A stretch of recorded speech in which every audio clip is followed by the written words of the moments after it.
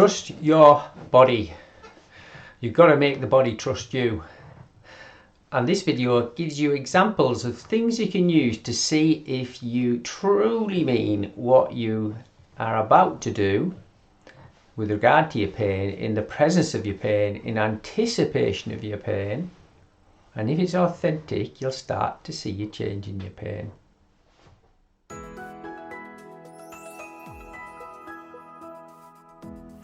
This is an example of somebody who is doing really well, but they are so frustrated when the pain comes back, it makes them cry.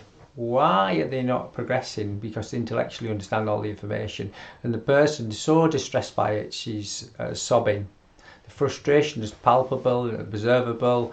That's the driver of her pain. That's probably the event whenever it started, because it isn't now. Life's quite good. Very good, in fact, for this person, apart from the pain. It simply represents a time of the past, but it's felt in the present. And because you look for the present moment for reasons for it, and try with your conscious mind to overcome it, it's pretty ineffectual, because it's an unconscious mechanism based on reflection of the past and prediction of the future that you feel now, and trying to work out with your conscious mind pretty much can't kind of put your finger on it. It's a bit like saying forget how to talk, forget how to walk, forget how to speak French if you can speak French, or play the piano if you can play the piano. Forget how to do something automatically. So it's using the wrong mechanism, so it'll always end up in frustration. So when you try and unlock this mechanism, you can use thought, you can use a breathing pattern, you can use movement, or you can use emotional expression. But you have to do it with the intent that unconsciously the body feels that that's safe, right? Consciously it has to be, but unconsciously it has to be. So there has to be a synchronicity with the conscious thoughts and the unconscious processing, right? There can't be a disconnect between the two. You can't kid it, because often with pain people don't trust their bodies, right? But the reality is their body doesn't trust them, right? Their organism doesn't trust the person's conscious intent not to go crazy, not to push hard, or not to force. So this lady was in tears with this inability to flex forward. I'll demonstrate the range of movement. So she couldn't bend this far. It brought her to tears, and yet a week or two earlier she'd be pretty much touching her toes. Well, why has it come back? Why is it so bad? And all that happens is the habitual patterns sneak in again. So I said, let's do an experiment. Let's use a thought and see what happens to that movement. Let's see a breathing pattern and retest it, and let's use movement and let's see what changes it. Emotional expression, well, we're in the physio clinic, so you could go and journal, or you could go and talk to someone and see how you feel, but for the purposes of examination we just use those three. So she stood, and I was explicit about the fact that you have to be calm before you attempt the movement again. You can't think you're calm, pretend you're calm, or try and convince your body, because it knows your true intent.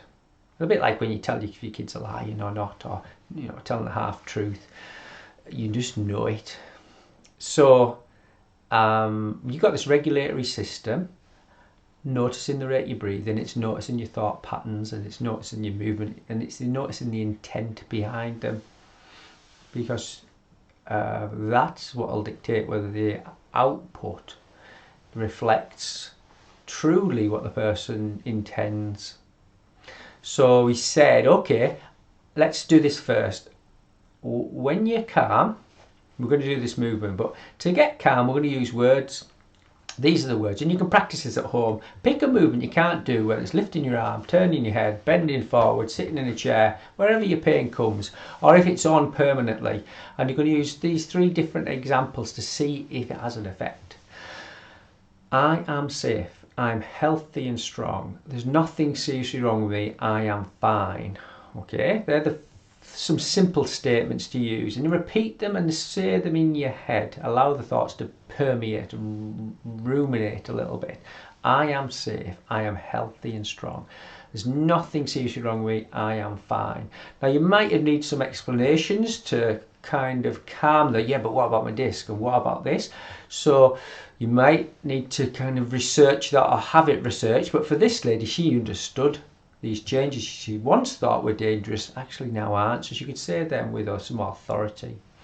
And she bends forward, and it's a little bit better. So she bends forward after saying that, and she goes kind of a little bit further. So we could see that words had some meaning that were authentically calm. And then she could bend forward. All right, so we can see words have an effect. Now we're going to use breath. And so we did this 5 in, 5 out. Just as a reminder, you focus on your nose and you focus on your hands on your tummy. Here. You focus on a feeling, not a thought. All right? Thoughts will jump about. You come back to the attention on your nose or your tummy on the way in, on the way out. And it's 5 seconds in, 5 seconds out. Close your eyes and focus on the feelings. A minute of that.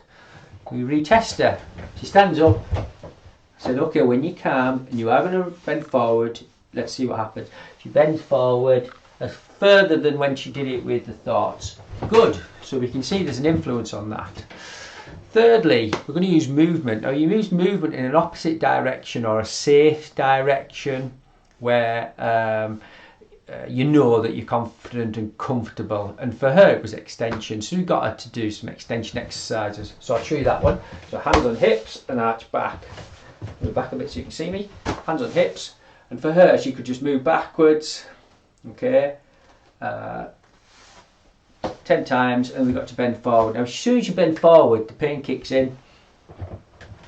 Now what's going on there then? Well, movement's her default. Movement's her default to get busy and push hard, and she's a mum of 3, trains 4 times a week and then takes clients that she trains and full-time health professional. So loves to be on the go. Now, the breathing was authentic because it unlocked it. The words were authentic because they changed it. The movement wasn't sincere. I said, as you were doing that movement, you're thinking, if I do this, I'm going to get back quicker. She said, I was. You can't kid the body. You can kid me a lot. I'm getting better at picking up whether someone's authentic in their intent or not. But you're pretty easy. Humans are dead easy to fool, and I'm no different. But you can't kid yourself. I said, your body doesn't trust you. Your body does not trust you. I said, and you don't trust it. But you have to, it has to trust you first for you to trust it. People say, when my pain goes, then I'll be okay. No. You have to get authentically calm before the pain goes. It's the other way around. It's a negative image of like a black and white photo. It's the opposite what you have to do to what most people are doing. Get calm first. See which of those 3 things makes you authentically calm before you do a movement that may cause pain. That may happen where you anticipate pain. See which one is easy. If you want to practice journaling and do it, add that in. Write something down about how frustrated you are or how you want to express how you feel. Then do the movement and test all 4. Do like a little experiment on yourself and see which changes. If none work, you probably need somebody to help you, because you can't see your own behaviours when you're slipping into it. And frustration's a classic, because they're like, oh yeah, but I'm doing it, it's not working. But you're in the frustration. I'm not. Yes, you are. Well, when's it going to get better? No, you're still frustrated. It hijacks your breath, hijacks your thoughts, hijacks the movement. It hijacks any process. So you have to get your body to trust you. You can't do it half-baked. And if you start to hit that intent with, yeah, it is, I really mean it. I absolutely mean it. I'm not kidding you. I mean it. Your body will follow, just like it did with her. And the tears came and went out of relief that she can now unlock it, rather than the frustration of being unable to. She's still got to practice. That's her with her own voice. And actually that's the hardest one to ignore or listen to or fight with or just surrender to.